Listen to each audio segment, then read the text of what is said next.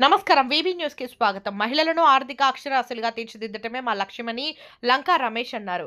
మమతల పందిరి సేవా సమితి కుట్టు శిక్షణ కేంద్రంలో ఆర్థిక అక్షరాస్యత అంశంపై అవగాహన సదస్సు నిర్వహించారు. వీరవల్లి జనవరి 22 వీబీ న్యూస్ డిజిటల్ మీడియా. మహిళలను ఆర్థిక అక్షరాస్యులుగా తీర్చిదిద్దడమే లక్ష్యం అని మమతల పందిరి సేవా సమితి వ్యవస్థాపక అధ్యక్షులు లంకా రమేష్ అన్నారు. స్థానిక వీరవల్లి గ్రామంలో మమతల పందిరి సేవా సమితిలో కుట్టు మిషన్ నేర్చుకునే నారీ శక్తి మహిళలకు ఆర్థిక అక్షరాస్యులుగా తీర్చిదిద్దడమే లక్ష్యంగా రిజర్వ్ బ్యాంక్ ఆఫ్ ఇండియా తరపున సొసైటీ ఫర్ సోషల్ ట్రాన్స్ఫర్మేషన్ సంస్థ ద్వారా అవగాహన కల్పించడం జరిగింది.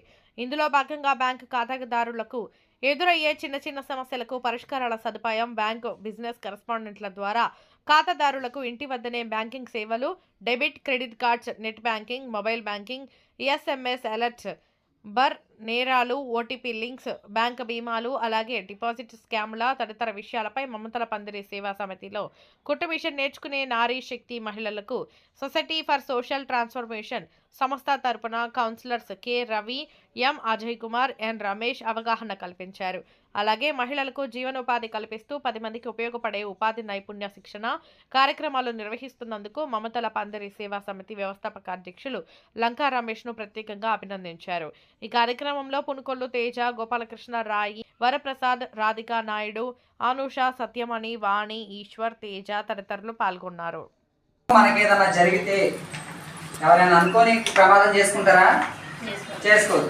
అనుకోకుండా మనకేదైనా ప్రమాదం జరిగితే వెనకమాల ఉన్నటువంటి మన కుటుంబ సభ్యులకు ఆసరాగా ఆ బ్యాంకు వారు 2 లక్షల రూపాయలు అంతే. అది మనం జాగ్రత్తగా ఉండకపోతే జాగ్రత్తగా ఉండకపోతే ఎన్ని జరిగింది చెప్తాను.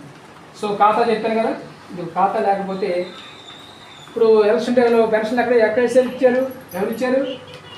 ఇప్పుడంటే ఆల్రెడీ సచివాలయ సిబ్బంది వస్తున్నారు. మరి ఎలక్షన్ టైం ఎవరు ఇస్తారు? ఎలక్షన్ కోడ్ కాబట్టి ఎవరు అకౌంట్లు వేస్తారు.